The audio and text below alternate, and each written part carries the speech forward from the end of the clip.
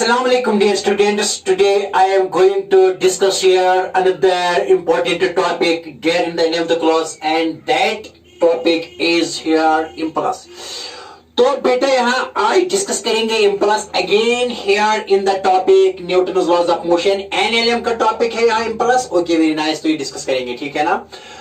तो बेटा before dealing with impulse let us discuss here impulsive forces, ठीक है ना? तो बेटा यहाँ लिखेंगे, स्टार्ट करेंगे, let us start our topic here with the concept impulsive forces. Okay, very nice. तो बेटा मैंने यहाँ लिखा इम्पल्सिव फोर्सेस, ठीक है ना? व्हाट आई राइट बेटा, यहाँ मैंने क्या लिखा? यहाँ मैंने लिखा बेटा यहाँ इम्पल्सिव फोर्सेस. क्या होते हैं impulsive forces? Impulsive forces are those forces which are very strong but last only for a short interval of time. क्या होते हैं impulsive forces बेटा? strong forces, very strong forces, but last for a short interval of time. ठीक है ना बेटा? Impulse मेरा topic है इम्पल्स, लेकिन असली टॉपिक है बेटा इम्पल्स. लेकिन इम्पल्स पढ़ने से पहले यहां जरूरी जानना है कि व्हाट आर इम्पल्सिव फोर्सेस. तो बेटा इम्पल्सिव फोर्सेस क्या होते हैं? मैंने यहां लिखा स्ट्रॉन्ग फोर्सेस दैट लास्ट, जो रहते हैं, जो एग्जिस्ट होते हैं for a short interval of time. Okay, समझाऊंगा. फॉर एग्जाम्पल बेटा यहां suppose when A ball is hit by a bat, when a ball is hit by a bat, then at the time of impact, that is when ball hits, during the interval, during the time when ball hits with the ball, or when ball is hit by a bat, at the time of interaction, there is a tremendous force, but that force lasts only for a short interval of time, because that remains only in a time during which the impact takes place between the ball and bat. Okay, very nice. तो बेटा ये है एक example, when a ball is hit by a bat. When एक example मैंने लिखा, when a ball is hit by a bat, then at that time the force that the bat exerts on the ball is known as impulsive force. Okay, very nice. तो बेटा बात है इसमें, ये पहला केस है. और दूसरा केस क्या है बेटा? देखो क्या है, when we kick है, kicking off है, when a football player, when a player kicks a football player kicks a football, then at the time of, during the impact of foot with the ball, and that impact lasts only for a short interval of time, but there is a tremendous force that this foot exerts on the ball. देखो बेटा क्या है, during जब कोई player kick करता है football को, तो जिस वक्त ये फुट जो है, फीट जब कंटेक्ट आता है, in contact with the ball, तो at the time this impact, this contact और इम्पैक्ट कहेंगे, कंटैक्ट कहेंगे, या ड्यूरिंग इंटरेक्शन कहेंगे, and that interaction and that force बेटा रहता है शॉर्ट इंटरवल के लिए, and that force is known as impulsive force, and we can not measure such forces. आज बेटा during firing when a bullet is fired from a gun, देखो बेटा जब एक फायर किसमें निकलता है बेटा? गन में निकलता है. तो इस वक्त जब वो निकलता है, at that time there is a interaction, there is a force, and that force lasts for a short interval of time, and we cannot measure such forces, and that force is known as impulsive force. Okay, very nice. बात आई समझ में? यहाँ बेटा ऐसे जैसे कि हम hammer से, वो नेल है ना, नेल को ऐसे दबाते हैं ना, when we hammer a nail, तो जब हम इस नेल को यहाँ बेटा धक्का दे दिए ना हैमर से, तो at the time the interaction between nail and hammer, interaction, when it comes in contact with this nail, जब ये contact में आता है तभी फोर्स देता है at the time of interaction. तो at the time of impact and eight the time of interaction वो बेटा शॉर्ट इंटरवल तक रहता है, वो शॉर्ट ड्यूरेशन लेकिन जबरदस्त फोर्स होता है, ठीक है ना? And that force is known as impulsive force, ठीक है ना? when a nail is hammered by a hammer, or when a nail is struck by a hammer, ये भी कहते हैं, नो प्रॉब्लम. जब हम एक नेल को किससे एक दबाते हैं, किसे बेटा? हैमर से. तो जब हैमर इन कांटेक्ट में आता है नेल के, तो एट दैट टाइम जो इंटरेक्शन होती है बेटा, and that interaction is that force is known as impulsive force. Okay, beta, but we cannot measure because they remain for a short interval of time. They are strong, but they are variable also. They are also variable because they go from zero to maximum and maximum to zero within no time. The impulsive, strong impulsive forces remain only for a short interval of time, beta. और वो zero to maximum और maximum to zero होते हैं. देखो बेटा, जैसे ही कि कोई जब हम बेटा देखो, जब बॉल किस पर इंटैक्ट में, जब बॉल आती है, ये सपोज ये बल्ला है तो बॉल यहाँ आ गई, तो ये जब इम्पैक्ट हुआ यहाँ बॉल और किसके दरमियान बेटा, बैट के दरमियान, ये शॉर्ट इंटरवल था रहा. लेकिन ये इस वक्त जो बॉल बैट से हिट करते हैं बॉल को, तो ये इम्पैक्ट रहता है short interval of time. The force goes from zero to maximum and maximum to zero with no interval of time. It's strong. देखो बेटा, जबरदस्त फोर्स है, but is a short interval of time and it's a variable force because it goes from zero to maximum and maximum to zero with no time. Within a short span of time, it goes from zero to maximum and maximum to zero, and thus we cannot measure such forces. Okay, तो बेटा यहाँ लिखेंगे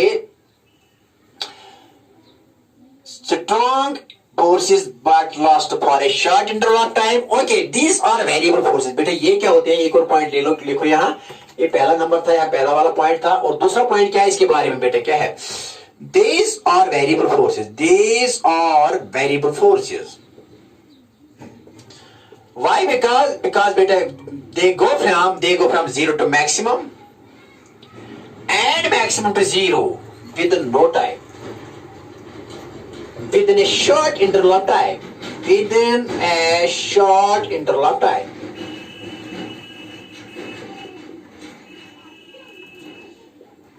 ये भी बेटा याद रखो. And third, we cannot measure such forces. यहाँ तीसरा पॉइंट लिखो फोर्स के बारे में. तीसरा पॉइंट क्या है? We cannot measure such forces. We cannot measure, तीसरा पॉइंट बेटा, we cannot measure such forces. ऐसे फोर्स हम मेजर नहीं कर सकते. Why? Because हमारे पास इतना टाइम नहीं रहता है कि आप इनको मेजर करें, और मीन टाइम ये वेरिएबल है क्योंकि जीरो टू मैक्सिमम होते हैं और maximum to zero with no time होते हैं. तो बेटा हम इनको मेजर नहीं कर सकते हैं. We are not in a position to measure these impulsive forces. तो अब हम इनका क्या निकालते हैं? वही measure their effects, and that effect of impulsive force is known as impulse. ठीक है ना बेटा? क्या मैंने कहा? ये पहली चीज है कि strong forces but lost for a short interval of time. दूसरी बात, दीज आर वेरिएबल फोर्सेस. ये वेरिएबल है because they go from zero to maximum and maximum to zero within a short interval of time. That is why we are not in a position to measure these. हम इनको बेटा हम ऐसे force को major नहीं कर सकते हैं. रीजन क्या है कि because they lost for a short interval of time, क्योंकि वो रहते हैं थोड़ी देर के लिए, लेकिन इस थोड़ी देर में भी जीरो टू मैक्सिमम होते हैं और मैक्सिमम टू जीरो हो जाते हैं. इसीलिए हमारे पास बेटा टाइम नहीं होता है कि इनको मेजर करें. अब फिर क्या है, ये क्या है? Then what is the fun of these forces? देखो बेटा क्या है, we can measure their, ऐसे impulsive force तो ऐसे भी when two bodies, when there is a collision between two bodies, then at the time of interaction there is also an impulsive force, and that force you cannot measure because it goes from zero to maximum and maximum to zero बेटा within no time. ठीक है ना? तो बेटा अब इनका क्या major करते हैं? अगर हम इन इंपल्सिव फोर्सेस को मेजर नहीं कर सकते तो हम इनका क्या मेजर करेंगे बेटा? यहाँ we measure their effects. देखो बेटा, we measure their effects. What is impulse? Impulse is the total effect of impulsive force. It is defined as क्या बेटा? It is the total effect of, बेटा क्या होता है? Total effect of impulsive forces. It is the total effect of impulsive forces. क्या है बेटा? Okay, very nice. Impulse is the total effect of impulsive forces. Why? Because we cannot measure impulsive forces. We can measure their effect. So the total effect of impulsive force is बेटा इसी को कहते हैं impulse. ठीक है ना? And it is denoted sometimes it is denoted by J. कहीं बेटा J से लिखा है और कहीं I से लिखा है. No problem. तो let us dictate it. It is I. There in dynamics हमने इसको I से रिप्रेजेंट किया है. But in current electricity I is current, electric current. यहाँ डायनेमिक्स में इसको I से रिप्रेजेंट करते हैं तो ये impulse दिखाता है. ठीक है ना? Okay, J से भी कोई रिप्रेजेंट करेगा, no problem. लेकिन यहाँ लिखना है कि ये इम्पल्स है। तो इम्पल्स क्या होता है? It is the total effect of force. Why? Because we can not measure impulsive forces बेटा, but we can measure their effects. वो क्या है? देखो बेटा क्या है मेजर, इसका मतलब क्या है बेटा? देखो यार, इम्पल्स का मतलब क्या है? देखो बेटे क्या है, जब बॉल किस पर आती है? बैट पर आती है। जब बैट हिट करता है बॉल को, इस वक्त वो हम मेजर नहीं कर सकते, लेकिन इसका इफेक्ट हम मेजर कर सकते हैं बेटा, because ball goes very large, it goes far away from us. तो इफेक्ट क्या होता है? बॉल यहाँ बाउंड्री से बाहर हो जाती है, यहाँ बेटा छक्का हो जाता है, चौका लग जाता है, and that is effect of impulsive force and that is known as impulse. हम इस फोर्स का इफेक्ट मालूम कर सकते हैं, मेजर कर सकते हैं और डिफाइन कर सकते हैं। ठीक है ना बेटा? बात आई समझ में? क्या मैंने कहा? We can measure effect of impulsive forces, but we cannot measure impulsive forces. The effect of impulsive forces is known as impulse, so we can measure impulse. So you can measure impulse. और mathematically किसके बराबर होता है? It is the total effect of impulsive forces and is measured by the product of बेटा क्या product? किस किस का product? Product of force and time during which the impact takes place. ठीक है ना बेटा? During which the impact takes place. क्या बेटा मैंने लिखा? Is measured, this impulse is measured by the product of mathematically किस किस का प्रोडक्ट होता है? फोर्स एंड टाइम का। किसका बेटा? Force and time. तो हमने मेजर कर लिया, मैथमेटिकल स्टेप भी आएगा तो इसका मतलब है कि मेजरमेंट। तो देयरफॉर बेटा मैथमेटिकली आई इम्पल्स है बराबर किसके बाद बेटा? Force into time. फोर्स इनटू टाइम याद रखना। इम्पल्स बेटा किसके बराबर है? Impulse mathematically impulse is equal to force into time. बेटा ये फोर्स इनटू टाइम के बराबर होता है। Okay very nice. And impulse is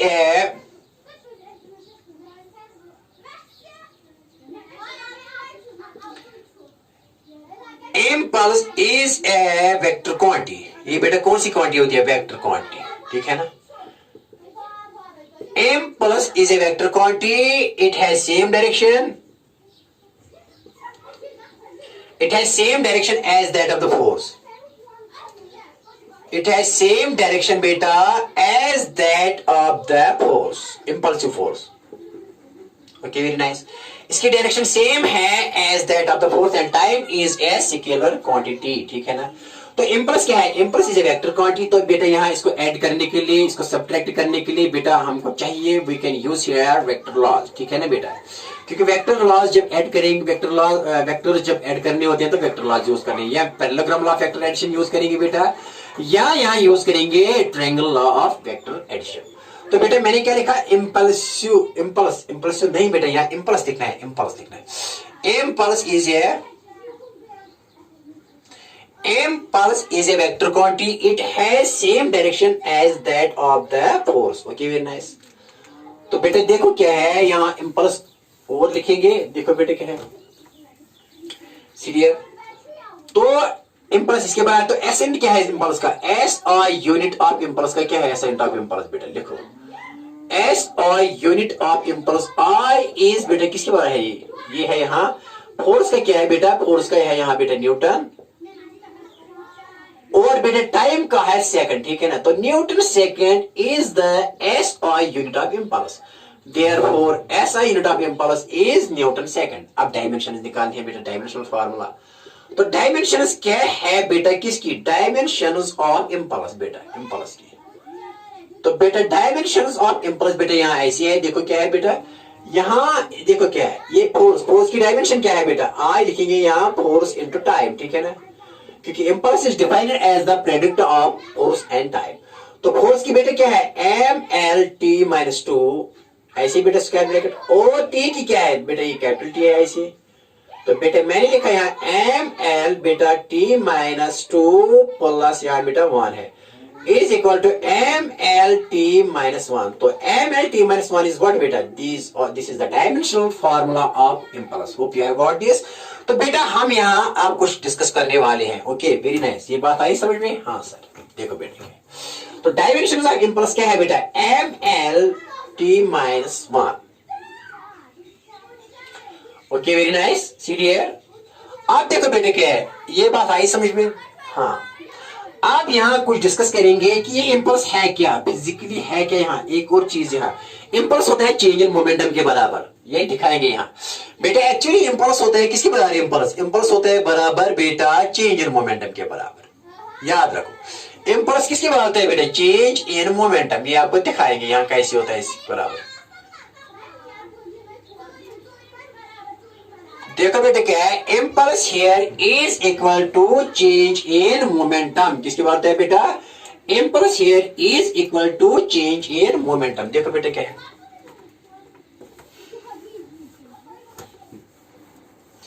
ये दिखाना है। क्या दिखाना है? Impulse is actually change in momentum and that is also known as impulse momentum theorem.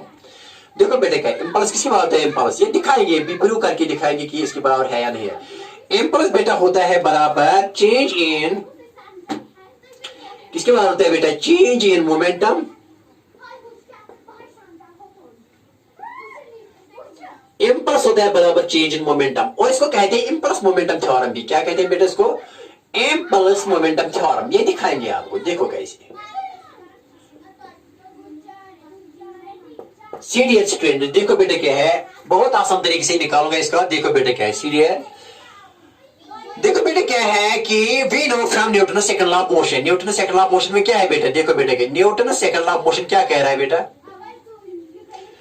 Newton second law of motion में हमको बेटा पता है, क्या पता है बेटा? कि एफ होता है बराबर डीपी बाई डी टी। किसकी बात है बेटा? F force applied on a body is equal to rate of instantaneous rate of change of linear momentum with respect to time। ठीक है ना? Okay, very nice. The direction of force is same as that direction of change in momentum। Okay, very nice. See dear, now बेटे क्या करेंगे? यहाँ divide one करेंगे तो बेटा ऐसे लिखेंगे, तो यहाँ dp वन जा dp लिखेंगे। ठीक है ना? वेक्टर यहाँ, तो बेटा यहाँ लिखेंगे f इंटू डी टी, तो बेटा ये आएगा F D T. Okay very nice. तो देखो बेटा क्या है, this is the momentum, it is the momentum, और इट इज द बेटा देखो क्या है, when a force is applied, when for a small time force is applied on a body, then there is a small change in momentum dp in the body, in this mass। Okay, very nice. When a force is applied for a small interval of time, then there is a small change in momentum in the mass, so that is dp। ठीक है ना? देखो बेटा total change in momentum अगर यहाँ लेंगे बेटा integrating from, यहाँ देखो बेटा क्या है कि हम यहाँ P1 से यहाँ लिखेंगे 0 to t टाइम से 0 to t टाइम, तो यहाँ चेंज आएगी from P1 to P2, that is final to initial. ठीक है ना?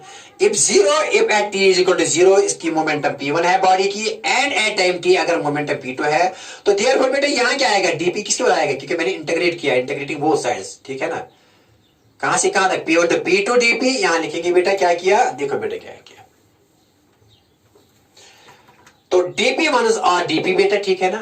f इंटू dt बेटा मैंने ऐसे लिखा। Not integrating both sides, integrating करेंगे बोथ साइड्स, कहां से कहां तक बेटा? यहां करेंगे dp की, करेंगे बेटा कहां से? Initial momentum to final momentum, and during time interval क्या है? 0 to t, क्योंकि ये टाइम में है, f dt। ठीक है ना बेटा? क्या लिखा मैंने? Integrating both sides, dp is the small change in momentum. लेकिन अगर इंटरवल में देखेंगे change in momentum, that is from P1 to P2, यहाँ 0 to t टाइम के दौरान, क्योंकि dt में इंटरवल है, तो यहाँ अगर 0 पर यहाँ इनिशियल मोमेंटम P1 है बॉडी का, और at time after time t इसका मोमेंटम P2 है, तो स्मॉल इंटरवल के लिए बेटा मैंने यहाँ इंटीग्रेशन यहाँ भी की और यहाँ भी की, तो बताइए किसके बराबर आएगा बेटा यहाँ? Okay very nice, see dear. तो बेटा इंटीग्रेशन ऑफ dp आएगी p, लेकिन यहां लिखेंगे बेटा क्या लिखेंगे? P1 बेटा, यहां लिखेंगे P2। Okay very nice. यहां बेटा क्या लिखेंगे? इंटीग्रेशन ऑफ 0 to t बेटा मैंने लिखा f dt। ये f वेरिएबल है, f वेरिएबल है ना बेटा।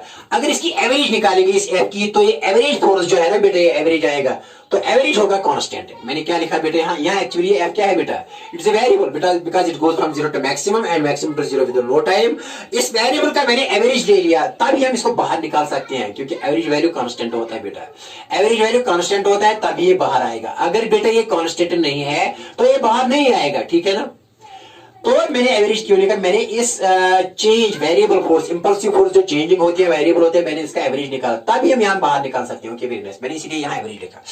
तो देयरफॉर बेटा यहाँ क्या आएगा बेटा, यहाँ आएगा final minus initial, upper limit minus lower limit. तो यहाँ बेटा लिखेंगे स्मॉल ब्रैकेट स्क्वायर ब्रैकेट नहीं, P2 माइनस बेटा लिखेंगे P1 इज इक्वल टू, अब ये एवरेज बाहर निकालो, क्योंकि मैंने कहा ना कि मैंने एवरेज निकाला इस फोर्स का, क्योंकि फोर्स हियर इज वेरिएबल, लेकिन इसका एवरेज जो होता है वो कांस्टेंट होता है। एवरेज हमेशा कांस्टेंट होता है, एवरेज बेटा हमेशा क्या होता है, कांस्टेंट वैल्यू। तो ये मैंने बाहर निकाला, तो बेटा यहाँ क्या आएगा 0 to t, बेटा क्या लिखा मैंने dt। Okay very nice. देखो बेटा ये क्या है P2 माइनस बेटा यहाँ लिखेंगे फाइनल माइनस इनिशियल, तो बेटा एफ एवरेज, तो बेटा इंटीग्रेशन ऑफ dt होते हैं t, लेकिन लिमिट्स क्या है बेटा, लिमिट्स यहाँ 0 to t। Okay very nice. तो देयरफॉर बेटा मैं लिखूंगा यहाँ P2 माइनस P1 बेटा आएगा एफ एवरेज, तो बेटा यहाँ आएगा अपर लिमिट माइनस, अब शॉर्ट ब्रैकेट लिखना है, upper limit that is t minus lower limit is 0। Okay very nice. तो बेटा ये सब कुछ वेक्टर फॉर्म है, ये वेक्टर फॉर्म है। ओके वेरी नाइस, वेक्टर है यहाँ vector, because it is a vector quantity.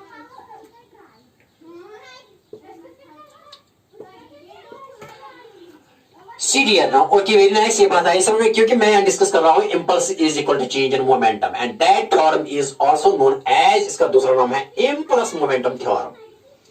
ये दिखाएंगे बेटा आगे यहाँ। तो ये क्या है बेटा, P2 minus P1 is nothing, it is change in momentum. बेटा क्या है, चेंज इन मोमेंटम। क्या है बेटा, चेंज इन मोमेंटम, ठीक है ना। और बेटा यहाँ एफ एवरेज क्या है, एफ एवरेज इंटू टी, तो ये है इम्पल्स। बेटा ये किसके बारे है, impulse, because F average into T is force into time is known as impulse, ठीक है ना। तो इम्पल्स किसके बराबर है, आई, तो ये है एफ एवरेज इंटू टी, बेटा किसके बराबर है, इम्पल्स। तो बेटा यहाँ मैं लिखूंगा इम्पल्स, देयरफॉर ये इम्पल्स किसके बराबर है, चेंज इन मोमेंटम। देयरफॉर बेटा इम्पल्स आएगा, इम्पल्स इज इक्वल टू बेटा किसके बराबर, change in momentum, change in momentum, ठीक है ना। तो इसी थ्योरम को क्या कहते हैं, impulse momentum theorem, change in momentum, ठीक है ना। इम्पल्स, दिस इज इम्पल्स बेटा, ये क्या है, ये इम्पल्स है यहाँ एफ एवरेज टी, तो ये बेटा क्या है, ये है impulse, and here it is change in momentum, तो change in momentum is equal to impulse. तो बेटा इम्पल्स किसके बराबर लिखेंगे, बात आई समझ में, हाँ सर बात आई समझ, इजीली आई बात समझ में। देखो बेटा क्या है, सीरियल, तो यहां बेटा लिखेंगे इम्पल्स, लिखेंगे बेटा किसके बराबर, P2 minus P1 and that is equal to change in momentum. क्या है बेटा, चेंज इन मोमेंटम, ये जबानी याद रखो। तो इम्पल्स क्या है एक्चुअली, जहां भी न्यूमेरिकल में अगर कहीं आपको चेंज इन मोमेंटम मिल गया तो आपका इम्पल्स मिल गया। न्यूमेरिकल में अगर आपको चेंज इन मोमेंटम निकालना होगा ना, या अगर इम्पल्स, तो सेम थिंग है, because impulse is equal to this R is impulse. तो बेटा यहाँ क्या है बेटा, CDR, यहाँ इम्पल्स आया बेटा किसके बराबर, चेंज इन मोमेंटम के बराबर, ठीक है ना बेटा। तो इम्पल्स किसके बराबर आया बेटा, change in momentum. Okay very nice, याद रखा।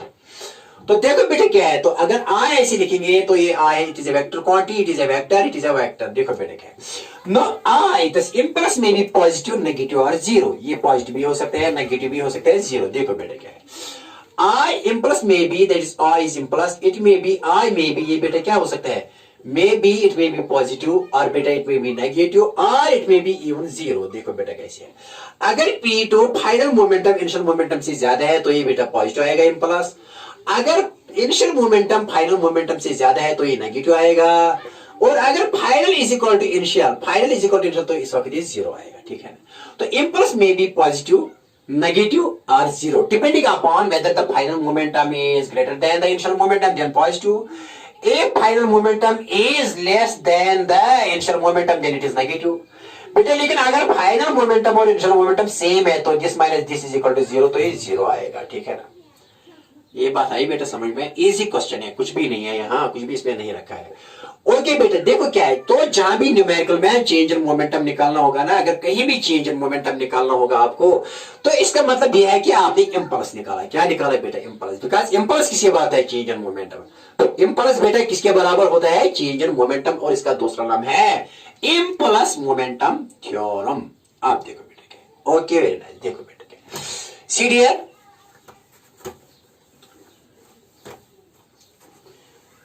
देखो बेटे कैसी, ओके वेरी नाइस। देखो बेटे अगर कहीं ऐसा हो, अगर कहीं ऐसा हो तो क्या हो, देखो बेटे क्या, अगर कहीं ऐसे DI लिखा हो तो बेटा यहां लिखा है FDT, तो इसका मतलब है कि ये इंस्टेंटेनियस क्या है, इंस्टेंटेनियस इम्पल्स है। क्या है बेटा, इंस्टेंटेनियस इम्पल्स, याद रखा। अगर कहीं DI लिखा है तो यहाँ FDT लिखा है, तो ये क्या है, इंस्टेंटेनियस इम्पल्स, ये छोटा इम्पल्स है at an instant of time DT। अगर कहीं आपको डेल आई लिखा है ऐसे बेटा डेल आई, और यहाँ एफ डेल टी लिखा है, तो बेटा ये है यहाँ, यहाँ जरूर इसका एफ एवरेज लिखा होगा। यहाँ एफ एवरेज की जरूरत नहीं है, लेकिन यहाँ क्या होगा एफ एवरेज, क्योंकि ये इंटरवल में है तो इसको कहते हैं एवरेज, इसको कहते हैं यहाँ एवरेज इम्पल्स।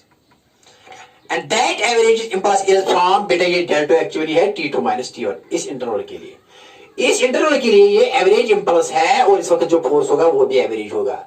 और यहाँ ये इंस्टेंटेनियस फोर्स है बेटा at instant of time, and for this interval हम इसको कांस्टेंट मान दिया DT में।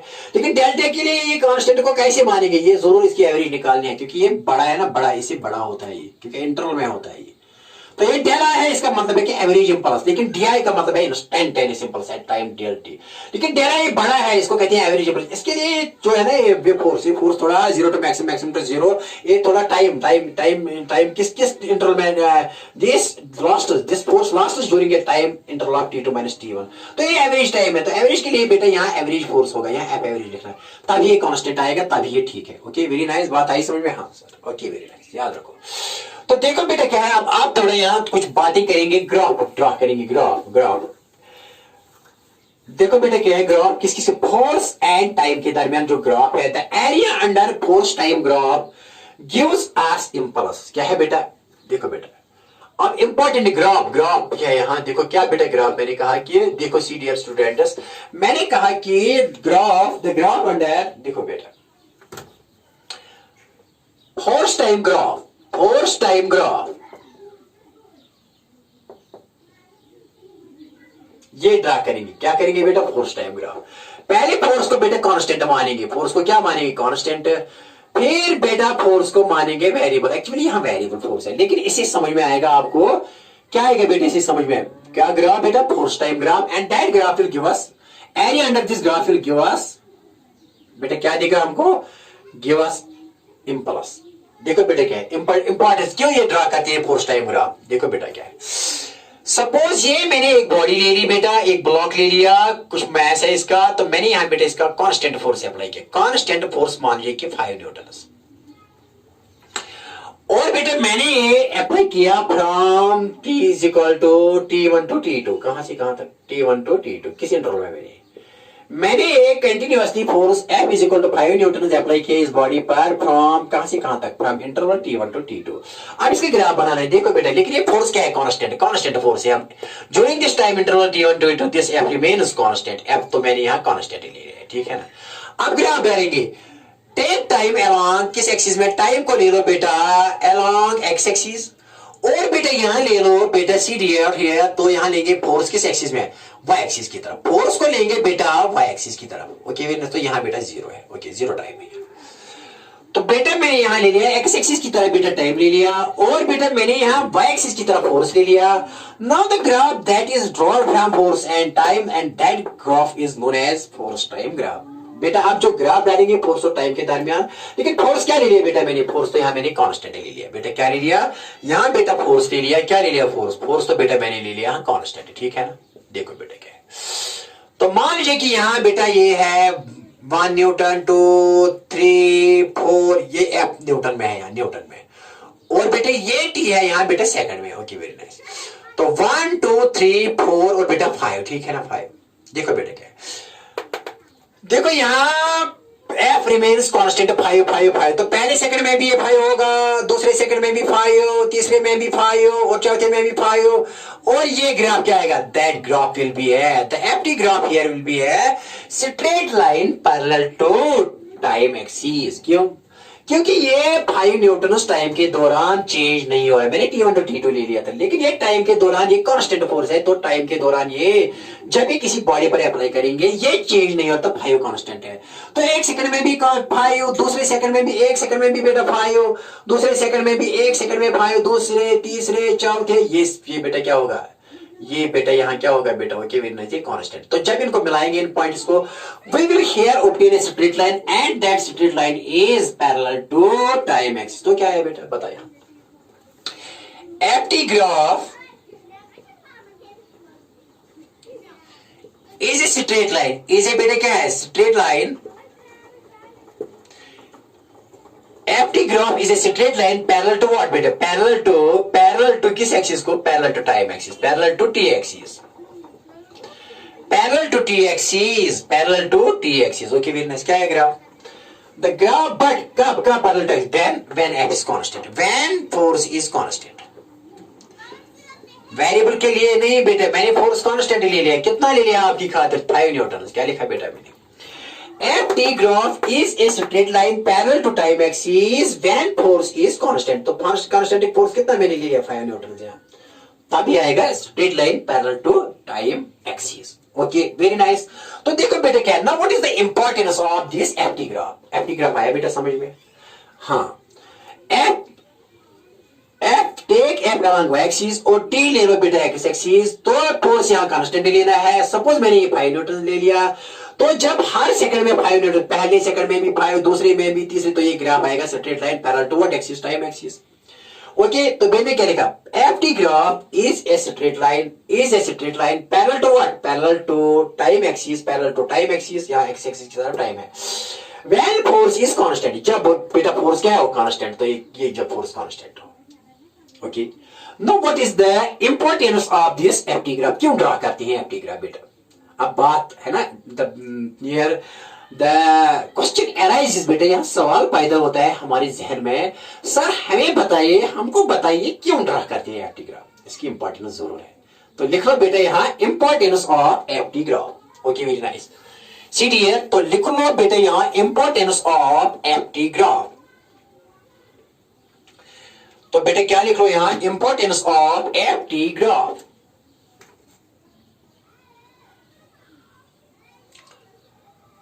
इंपॉर्टेंस ऑफ बेटा किसकी? FT ग्राफ की. Okay, very nice. ये अब डिस्कस करेंगे.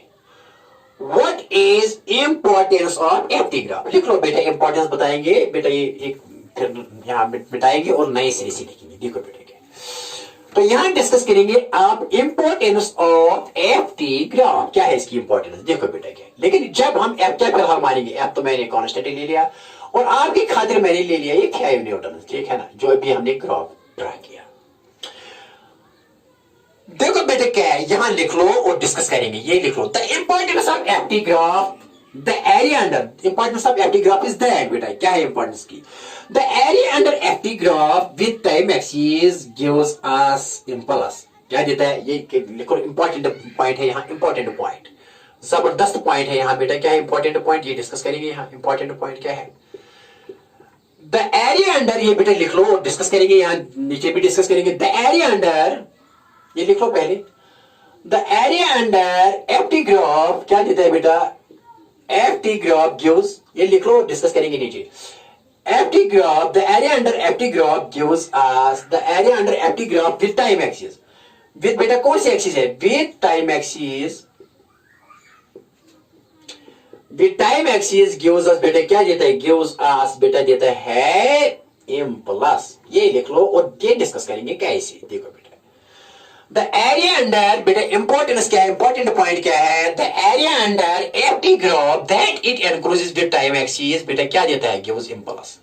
देखो बेटा क्या, सपोज मैंने कहा कि हमने बेटा यहां ले लिया ग्राफ ऐसे, ये बेटा यहां टाइम एक्सिस है, एक्स एक्सिस की तरफ इन सेकंड्स. ठीक है ना बेटा, यहां बेटा मैंने ले लिया फोर्स इन बेटा, ये न्यूटन्स में है. ठीक है ना, न्यूटन्स में, तो वाई एक्सिस की तरफ ले लिया. ये बेटा 0 ले लिया. सपोज एक सेकंड में भी, दूसरे में भी, तीसरे में भी, चौथे में भी, तो यहां क्या था बेटा? 1 2 3 4 एंड 5. ठीक है ना, 1 2 3 बेटा ये यहां है 4 और ये बेटा यहां क्या है? 5. ठीक है ना, 5 बेटा, 1 न्यूटन 2 3 4 5. सपोज बेटा एक सेकंड में भी 5 न्यूटन, दूसरे सेकंड में भी 5 न्यूटन, तीसरे सेकंड में भी 5, क्योंकि कांस्टेंट है ये. तो ये क्या है ग्राफ? मैंने ये भी बताया, ये पैरेलल टू व्हाट है? Time axis. अब सपोज यहां मैं T1 होगा, मैंने कहा था ना कि अगर हम बॉडी को यहां फोर्स करेंगे, अप्लाई कांस्टेंट फोर्स बेटा, कहां से कहां तक? From T1 to T2 during a given interval of time. तो मैंने कहा कि 5 न्यूटन कांस्टेंट रखना है. तो देखो बेटा क्या आएगा इस वक्त? इंपल्स क्या होगा? देखो बेटा क्या, let at any instant of time, यहां ले लो, यहां परपेंडिकुलर डाल लो यहां. तो let corresponding to this point A here is बेटा ये T1 है, and corresponding to this point B let here बेटा ये टाइम T2 है. ठीक है ना, यहां से यहां तक T1 है. यहां से यहां तक T2 है, and in this interval T2 minus T1, T2 minus T1 कितना फोर्स लग रहा है बेटा 5 Newton, because 5 Newton here remains constant. लेकिन टाइम क्या हुआ T2 माइनस T1, किस इंटरवल में T2 माइनस कितना है बेटा, ये है यहाँ, ये कांस्टेंट रहा। देखो बेटा आप क्या है, नो एरिया ड्यूरिंग, आप क्या निकला है, एरिया अंडर ये ग्राफ है, ये graph, this is FT graph, लेकिन during interval T2 minus T1। A B is यहां लिखेंगे, आपकी खातिर लिखेंगे ए बी बेटे क्या है, A B straight line, A B is ये है, is time, is FT graph, is क्या है बेटे, इज एफटी ग्राफ। लेकिन ड्यूरिंग किस टाइम में, ड्यूरिंग टाइम इंटरवल बेटा क्या इंटरवल है, time interval, during time interval T2 minus T1। क्यों बेटा, क्योंकि यहां से यहां तक T1 है, यहां से यहां तक T2 है, यहां से यहां तक T2 है, तो यहां से यहां तक कितना टाइम लगेगा इसको, यहां से यहां तक ए बी लाइन के लिए, that is T2 minus T1, ठीक है ना। अब निकालो ये एरिया, निकालो अब, now area under FT graph, that is A B is FT graph, A B क्या है एफटी, लेकिन किस टाइम के लिए बेटा, T2 माइनस T1 के लिए। यहां से यहां तक T2 है बेटा, और यहां से यहां तक T1 है, और यहां से यहां तक कितना टाइम लगेगा, T2 माइनस T1। लेकिन इस वक्त एफटी ग्राफ क्या आ रहा है, A B, because straight line. Now the area that this FT graph, that is AB, encloses the time axis during the interval T2 minus T1 gives us, ये देगा impulse, देखो बेटा कैसे, the area under FT graph with time axis gives us impulse, but during a given interval of time। देखो बेटा क्या है, आप यहां ये सॉल्व करेंगे बेटा, हाँ देखो बेटा सीधे, अच्छा पॉइंट है, अच्छा सा पॉइंट है, और आगे भी काम आएंगे ये ग्राफ, बहुत जगह काम आएंगे। समझ लो एक ही बार समझ लो, बार बार समझने की जरूरत नहीं है, सारी जगह यूज होता है ग्राफ, थोड़ा कंसंट्रेट करो बेटा। फिर मैं यहाँ पहले यहाँ डिस्कस करूंगा कांस्टेंट फोर्स के लिए, और इसके बाद हम डिस्कस करने वाले हैं यहाँ वेरिएबल फोर्स के लिए। एक्चुअली वेरिएबल फोर्स के लिए निकालना है, लेकिन जब तक कि आपको यहाँ कांस्टेंट फोर्स का नहीं समझ में नहीं आएगा, तब तक आपको वेरिएबल फोर्स का नहीं आएगा। We have to go from simple to complex. देखो बेटे क्या है, अब यहाँ क्या मिलेगा, अब एरिया निकालो, एरिया ऑफ किसका, area of A T1 T2B, that is a rectangle. बेटे ये क्या है यहाँ, रेक्टेंगल, ओके वेरी नाइस। इसका क्या आएगा रेक्टेंगल का, लेंथ इनटू ब्रेड्थ, ये है लेंथ और बेटा ये ब्रेड्थ है, तो क्या आएगा बेटा, and area of A T2B, that is rectangle है ये, तो किसके बराबर आएगा बेटा, लेंथ इनटू ब्रेड्थ। तो लेंथ कितनी है बेटा इसकी, तो लेंथ बेटे यहाँ T1 to T2 है ना, तो ये है यहां से यहां तक कितनी लेंथ है, पहले ये देख लो, ये यहां से यहां तक क्या है, ये न्यूटन है ना, फोर्स, यहां से फोर्स है, ये फोर्स है, लेकिन कितने न्यूटन है ये फोर्स बेटा, 5 न्यूटन, ठीक है ना। तो यहां लिखेंगे फोर्स इनटू टाइम इंटरवल कितना है, T2 माइनस T1। बात आई समझ में, क्या लिखा मैंने, area of A T1 T2B, this is rectangle, इसका क्या एरिया आएगा बेटा, लेंथ और ब्रेड्थ जरबी, लेंथ लिखो और लेंथ जरबी ब्रेड्थ, मैंने पहली लेंथ ली, लेंथ क्या है इसकी बेटा, ये न्यूटन में, ये फोर्स है, दैट इज कितने न्यूटन, फोर्स है ना, यहां से यहां तक बेटा क्या है ये A एक्चुअली ये लिखो, चलो आपकी खातिर लिखेंगे इसका ये A ठीक है ना, A इनटू बेटा यहां से यहां तक कितना है, यहां से यहां तक T1 है, यहां से यहां तक कितना है T2, तो ये कितनी है, ये लेंथ कितनी है, T2 माइनस T1, ठीक है ना, T2 माइनस T1, ये लेंगे T2 माइनस T1। तो देखो बेटा क्या है, तो ये A किसके बारे में, A इज एक्चुअली क्या है, ये फोर्स है, यहाँ फोर्स है ना, कांस्टेंट फोर्स, यहाँ भी कांस्टेंट फोर्स, ये भी कांस्टेंट फोर्स, ये भी कांस्टेंट फोर्स, ये भी कांस्टेंट फोर्स, कितने न्यूटन, 5 न्यूटन, ठीक है ना। Force into T2 minus T1, ठीक है ना, ठीक है ना। लेकिन ये क्या है बेटा, ये तो यहाँ 5 न्यूटन है, और बेटा ये इंटरवल है T2 माइनस T1, तो क्या दे दिया, but this F into T2 minus T1 is nothing, it is impulse, it is what, it is बेटा एक्चुअली क्या है, it is actually impulse, but during time interval T2 minus T1 when this F is constant, that is 5 Newton. तो क्या है impulse, क्या area under, तो area, but this rectangle is nothing, this is area under FT graph that it encloses the time axis during time interval T2 minus T1, ठीक है ना। तो बात आई समझ में बेटा, क्या लिखूंगा यहाँ, क्या, therefore बेटा, therefore impulse is equal to, impulse किसके बराबर है, ज्योमेट्रिकली किसके बराबर है, ग्राफिकली किसके बराबर है, impulse is, therefore impulse is area under FT graph, क्या है बेटा, एरिया अंडर FT ग्राफ है यहाँ AB, that it encloses with किसके साथ बेटा, that it encloses with time axis, जो ये किसके साथ करता है बेटा, enclose time axis के साथ, ठीक है ना, आई बात समझ में, ठीक है। force into this area is nothing, this area is impulse, ये area क्या है, impulse। the area under FT graph, that is AB here, that it encloses with the time axis during a given interval of time t2 minus t1। तो ये area क्या देता है FT graph का, FT the area under FT graph that it encloses with time axis in a given interval of time is nothing, that is impulse। and that is, this is the important सवाल बेटा, ये important है किस graph की, FT graph.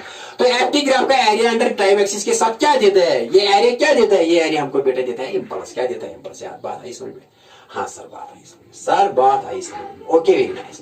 ये constant force था, लेकिन हमको निकालना है वेरिएबल फोर्स के लिए। अक्सर जगह ज्यादा जो यूज होगा फिजिक्स में, जो बच्चों को टफ लग रहा है, वो है वेरिएबल फोर्स। वेरिएबल फोर्स एक बार समझ में आया तो वो पावर एंड एनर्जी में भी काम आएगा बेटा, इलेक्ट्रोस्टैटिक्स में भी काम आएगा, हर जगह काम आएगा जहां भी इन्वॉल्वमेंट ऑफ फोर्स हो। क्योंकि ज्यादा forces that you will see, जो ज्यादा फोर्सेस बेटा आप देखेंगे इस फिजिक्स में, ज्यादा फोर्सेस यहाँ कांस्टेंट नहीं होंगे, ज्यादा फोर्सेस यहाँ वेरिएबल है। क्योंकि दुनिया में ज्यादा बेईमान है और ईमानदार काम है। बेईमान तो वेरिएबल कहते हैं, बेईमान को क्या कहते हैं, वेरिएबल, और कांस्टेंट को ईमानदार कहते हैं। तो ईमानदार लोग ज्यादा है, बेईमान है, बेईमान ही ज्यादा है। अरे ओ सामिया, आई बात समझ में सामा, ओके वेरी नाइस, देखो बेटा। तो ये बात आई समझ में कि area under FT graph that it encloses the time axis gives impulse, okay very nice. अब फोर्स वेरिएबल लेना है, फोर्स क्या लेना है आप बेटा, वेरिएबल। देखो बेटा आप बेटा लेंगे यहाँ फोर्स वेरिएबल, क्या लेंगे, फोर्स वेरिएबल। देखो बेटा आप फोर्स वेरिएबल, सी डियर, आप फोर्स क्या लेंगे नाउ, यही एफटी ग्राफ, लेकिन एफटी ग्राफ अगेन डिस्कस करेंगे, लेकिन किसके लिए बेटा, एफटी ग्राफ अगेन डिस्कस करेंगे, फोर्स टाइम ग्राफ। लेकिन आप बेटा यहां फोर्स क्या लेंगे बेटा, फोर्स लेंगे वेरिएबल। बेटा फोर्स क्या लेंगे, फोर्स लेंगे वेरिएबल, फोर्स लेंगे बेटा। आप क्या फोर्स ले लेंगे, variable. Actual situation, that is the actual situation. आप डिस्कस करेंगे, ये भी देगा area under variable force also, that is area under FT graph when force is variable, that area will also give us impulse for your kind information, ठीक है ना। क्या बेटा आपको पता है, क्या बेटा पता है, क्या area under, we know area under FT graph with time axis, with किसके साथ बेटा, विद टाइम एक्सिस। क्या देता है बेटा, टाइम एक्सिस गिव्स, क्या देता है, gives us milk, no gives us बेटा क्या देता है, गिव्स अस क्या देता है, गिव्स अस इम्पल्स बेटा, इम्पल्स देता है ना। अरे समय क्या देता है, इम्पल्स देता है, ये याद रखो। अब वेरिएबल फोर्स देखो बेटा क्या, अब फोर्स किसी बॉडी पर जब एक्ट करता हो तो फोर्स चेंज हो रहा है, यहाँ की यहाँ इंपल्सिव फोर्सेस है। इंपल्सिव फोर्सेस जो है, जो इंपल्स में हमने डिस्कस किए, दीज आर वेरिएबल बिकॉज बेटा they go from 0 to maximum and maximum to 0 in a short interval of time, ठीक है ना।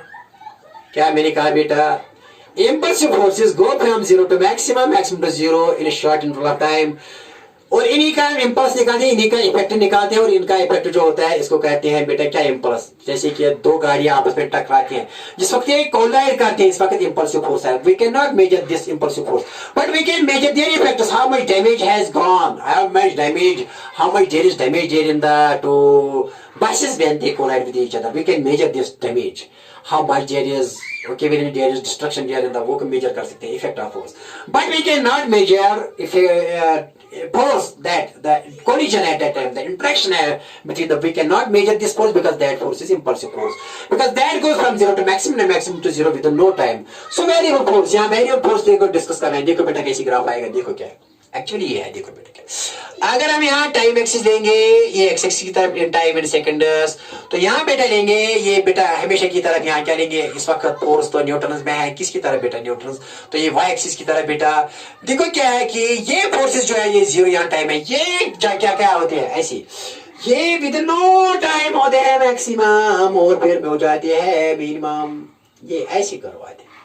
Impulsive forces ऐसे होते हैं, क्या होते हैं बेटा, with no time they go from 0 to maximum, ऐसे जाते हैं, ऐसे जबरदस्त हाई हो जाते हैं, अरे जबरदस्त लार्ज होते हैं।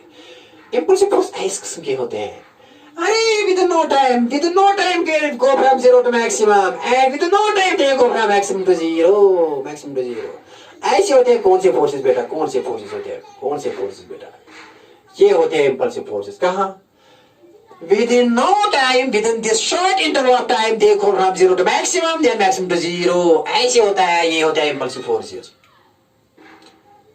And that is why they are variable. They are very because they vary with no time. Very. First increase, then decrease. Variable force के लिए बेटा यहाँ ये सॉल्व करेंगे. देखो बेटा क्या सीडीएर क्या लिखा मैंने यहाँ, क्या लिखा बेटा, क्या लिखा. ऐसे होते हैं कौन से फोर्सेस. इससे भी थोड़ा ऊंचा करेंगे, ऊंचा इस तक ले जाएंगे बेटा इसको, ऊंचा ऐसे. अरे ये कौन से फोर्सेस हैं, कौन से. Because they go from zero to maximum and maximum to zero with no time. These are impulsive forces. बेटा कौन से फोर्सेस है impulsive forces. अगर हम इनका ग्राफ डालेंगे, ठीक है ना, ये मैक्सिमम है यहाँ, ठीक है ना बेटा. 0 to 0 1 second, 2 second, 3 second, 4 maximum. Impact जब होगा, जब बॉल को हिट किया बैट से, during the time of impact दो फोर्स होता है. 0 to maximum, maximum to 0. तो यहाँ फोर्स क्या है, यहाँ फोर्स बेटा क्या है, वेरिएबल. फोर्स क्या है, वेरिएबल. ये कांस्टेंट नहीं रहा, ये continuously 0 to maximum and maximum to 0. अब इसके लिए this area under this graph, empty graph, that here is a curve that it encloses with time axis. That area also gives impulse. Okay, this area कौन सा area, ओ यहाँ लिखो सब कुछ point बेटा. मान लीजिए कि यहाँ C है, यहाँ बेटा लिखेंगे D and O. This area, the area that this empty graph, this is empty graph. This is empty graph for a variable force that it encloses with time axis gives us this area. Area क्या देता है, area क्या area बेटा, area O C D O बेटा. ये area क्या देगा हमको, impulse. क्या देगा बेटा, impulse. Because that is the area enclosed by this empty graph with the time axis during time 0 to t. During time 0 to t. Okay, very nice. 0 to t time के दरमियान, ठीक है ना बेटा. ये क्या है, इम्पल्स. क्या है, बिकॉज हमको पता है कि इंपॉर्टेंस है ये ग्राफ. किस ग्राफ की, एम्प्टी ग्राफ की. बात आई समझ में. अब ये इंटीग्रेशन के जरिए भी निकाल सकते हैं हम इंटीग्रेशन. एक्चुअली ये यहाँ इसका एरिया कैसे निकालेंगे बेटा, it is very difficult to find it area. क्योंकि लेंथ ऑफ ब्रेड्थ कहाँ करेंगे, length into breadth into length. ये तो इरेगुलर शेप है. अरे एरिया निकालते हैं किसी रेगुलर बॉडी का, स्क्वायर हो, किसी रेगुलर ज्योमेट्रिकल बॉडी हो ना, 2 डायमेंशनल. सपोज कोई स्क्वायर हो, इसका निकालेंगे लेंथ इनटू ब्रेड्थ. अरे कोई है ना ट्रेपेजियम हो, जब ये कोई ही ज्योमेट्रिकल फिगर है ही नहीं तो क्या करेंगे, अरे इंटीग्रेशन करेंगे. Integration and that is the importance, that is the physical significance of integration. हर जगह काम आएगा इंटीग्रेशन. देखो guys, this is the importance of the area under this, empty graph that it encloses with time axis will give us the integration of empty. देखेंगे देखो बेटा कैसे सीरियर. आप परेशान होने की कोई बात, देखो बेटा समझाऊंगा आप लोग, आप परेशान मत हो जाओ.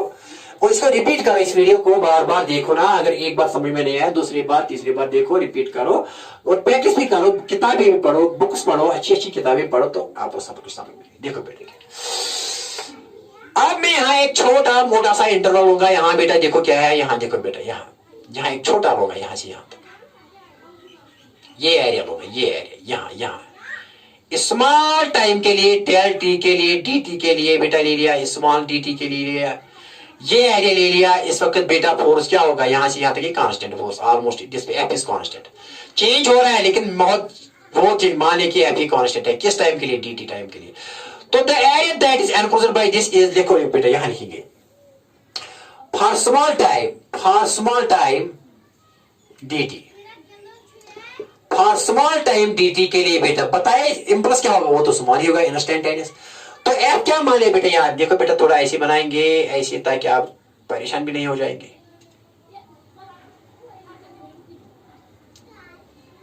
This is almost constant. It is not constant. We assume it to be as constant. Okay, very nice बेटा. देखो क्या है, for small time dt di, यहाँ तो होगा di because area di किसका होगा, that is length, this is length into breadth. breadth क्या है, ये f है. यहाँ से यहाँ तक भी almost f है, यहाँ से यहाँ तक भी almost बेटा क्या है, f. ये f है, यहाँ से ये f है, यहाँ से यहाँ तक f, क्योंकि ये f एक्सिस है. यहाँ से यहाँ तक भी f बेटा, यहाँ से यहाँ तक भी f, तो ये f ऑलमोस्ट कांस्टेंट है.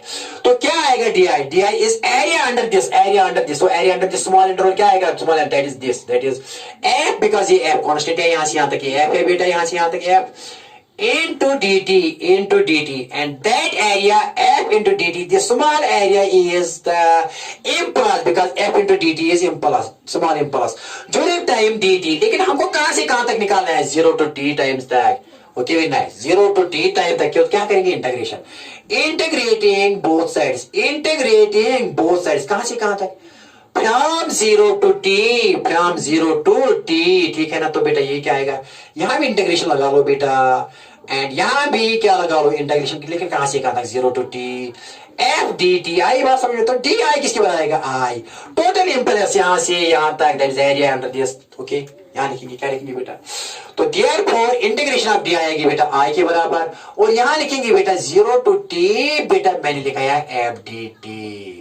तो what is this? This is total area, this is the small area. लेकिन ये क्या होगा? टोटल एरिया किसका बेटा? टोटल एरिया ऑफ किसका बेटा? ओ 0 c d, एंड बेटा यहां लिखेंगे ओ, ये इसका area, area under this curve. Okay very nice. क्या लिखेंगे बेटा यहां? तो डी आई आ गई बेटा आई के बराबर, और बेटा मैंने लिखा है 0 to t, ठीक है ना. 0 to t dt f dt, ये क्या देगा बेटा? ये है, it is actually total area. It is actually what is this बेटा? ये क्या है? It is total area under किसके बराबर? अंडर बेटा, अंडर एफ टी ग्राफ.